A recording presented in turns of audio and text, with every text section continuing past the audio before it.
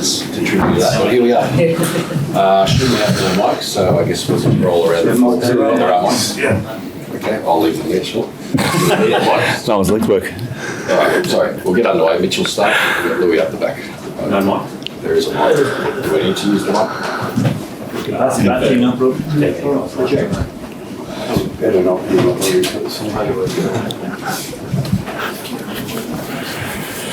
Mitch, did you get a chance to look at the wicket? Are you surprised by how green it is, and you think that helps your chances of playing in this test? This week? I'm glad we use the mic. I heard the question. Yeah, walk past the wicket. That's the extent. I don't normally look at a wicket anyway. So, in terms of the team, I haven't got any indication either way. So, your guess is as good as mine until the selectors decide. And greener than you thought, or roughly what you said? Probably not a surprise after some of the comments from last week, and probably the nature of that wicket, I guess.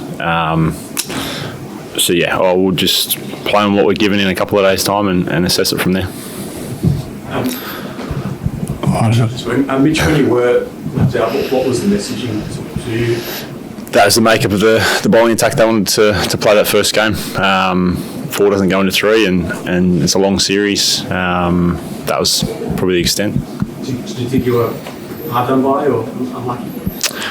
I'm used to it now coming to England, so no, it's a squad mentality. It's much the same as last time. We've got a great set of bowlers, not just here in this squad on tour, but certainly a couple other guys playing county cricket. So it's I'm not sure specifically, but it's a very, very short Ashes series crammed into the space of 7 weeks. So yeah, we knew it was going to be. It would be hard work for anyone to play all the games. So it's we've all taken that approach, and we will do for the rest of the Test matches. Second innings in the World Test Championship final, and the last time you played an Ashes Test here, more first change, is it? You've done it a few times in your career, but not very often. Something it takes getting used to, or now you kind of prepared mentally to do it? Still bowling the cricket ball at 3 stumps at the other end. No, there's been a few discussions from some of the guys that have been playing county cricket and the way that Duke's ball was reacting this season, and potentially the fact that you get 8 to 15 overs into an innings and the ball actually starts to swing then, not when it's brand new. So there was some theories floating around from batters in particular, but floating around about how that ball might react, and then there was very little swing at Edgbaston for anyone because of the dryness of the pitch. So yeah, we'll see how that plays out through the series. And just watching it from the outside, looking at Joe Root play the reverse ramp, and just the way England batted, what did you take from that watching? They're going to be aggressive.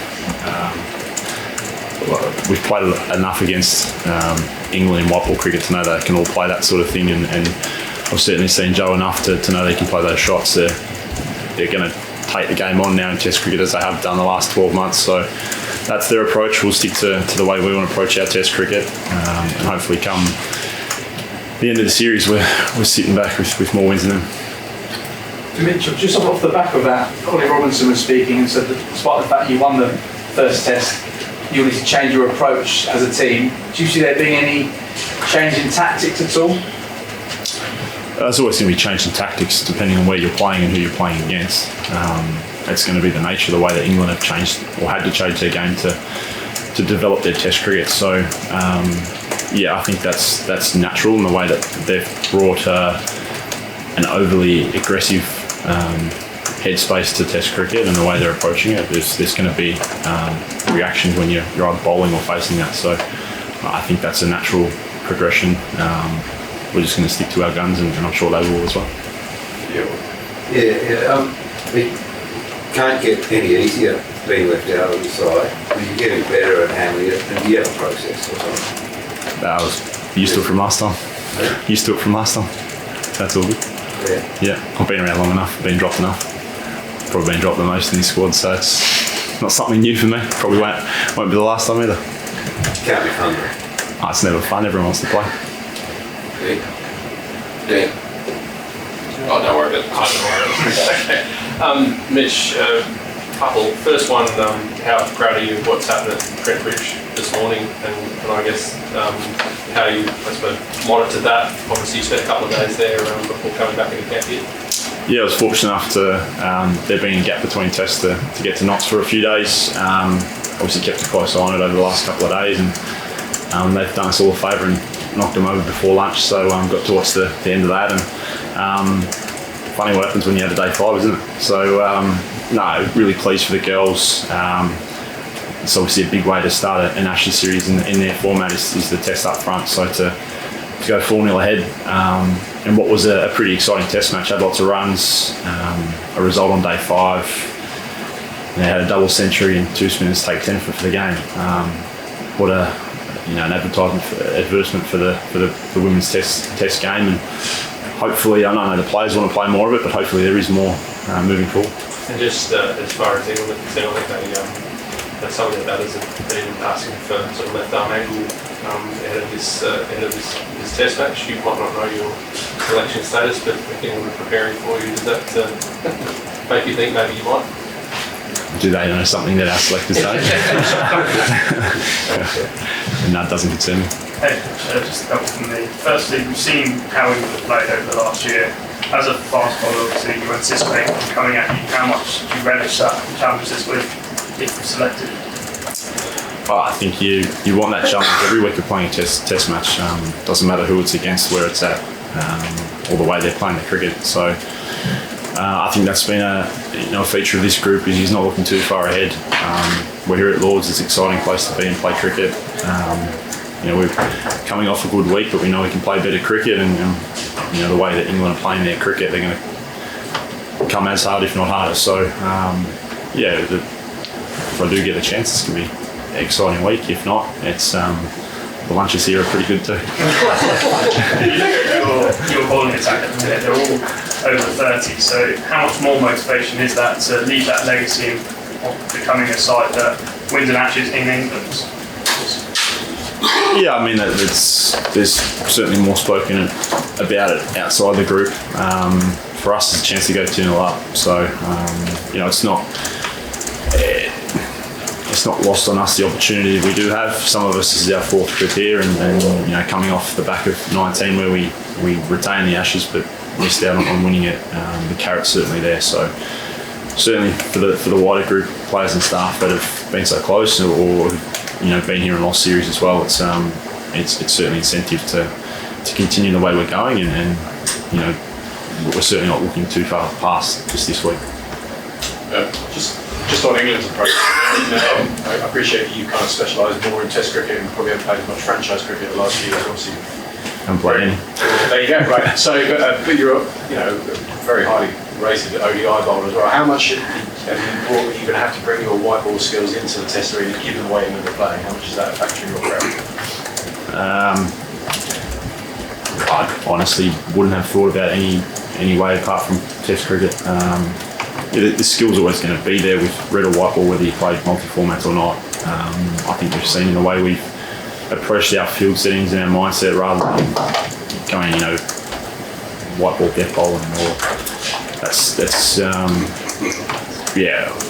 just because they're scoring at higher rates or trying to score at higher rates doesn't mean you go to one-day cricket. So there's plenty of ways to skin a cat, as we saw last week, and the way they approached it as opposed to the way we did. I think for the fact that certainly most of our team played white ball cricket and have those skill sets, whether it be franchise-based cricket, domestic cricket back home, is another string to the bow, but I won't be heading to the mindset of white ball cricket. No, sure. And just playing here at Lords, how have you found it in the past? Obviously, it takes bowlers a bit of time to adjust with the slope, etc. How have you found that? I'm probably thinking back to maybe the 2019 World Cup group game against England here in World as well. So those are the kind of things you can draw upon if you're going to get another win. Yeah, I mean, it's probably more visually than anything. I didn't find too much of an adjustment piece to the fact that it's got a slope. I can only draw on experience of 2 one-day games last time, or the last 2 games that I played here. So they were probably 2, I think, similar wickets from memory in 2019, those 2 one-days. But yeah, it's I think it's more a visual visual thing than actually running in and bowling in different on the slope. Might just have a couple more and wrap up. So we're at Melbourne. Mitch, More in the Nate Lyons training time, sorry. 8th for Edgbaston, and he's on the verge of finding test wickets. He's 100 tests in a row now, I think, this week. England are pretty clear on their approach to it. Do you think he's just too good to whack out the attack? I've never had to play against him. Well, she was probably underage cricket when he was at ACT. So if they want to keep trying that way, he's someone who thinks about the game quite a lot in terms of trying to different ways to take wickets, trying to get better, and the fact he's played 100 consecutive Test matches is I think he's the only bowler to do so. He's very special, and I know he's very proud of that. The fact he's probably gotten from 4 to 495 in rapid time speaks to his ability to adapt in different conditions, different opponents, different ways they want to play him. So England's approach is England's approach, but he's going to keep trying to read the game and try and adapt, and that's what's made him such a successful bowler for a long time.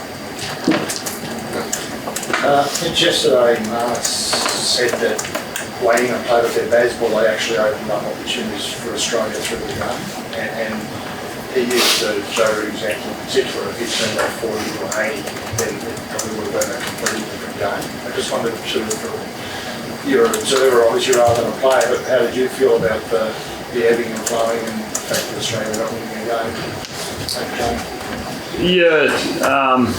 I guess it's our first-hand experience of how they've approached their cricket the last 12 months, so that's obviously going to change.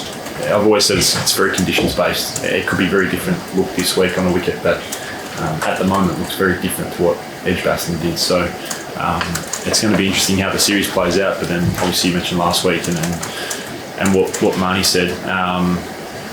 They're just two very different approaches to how we've played our cricket, which resulted in a very exciting Test match. So it's probably a different way to Joe's cricket than he has done for a long time. He's still been ultra successful, as you saw in that first innings.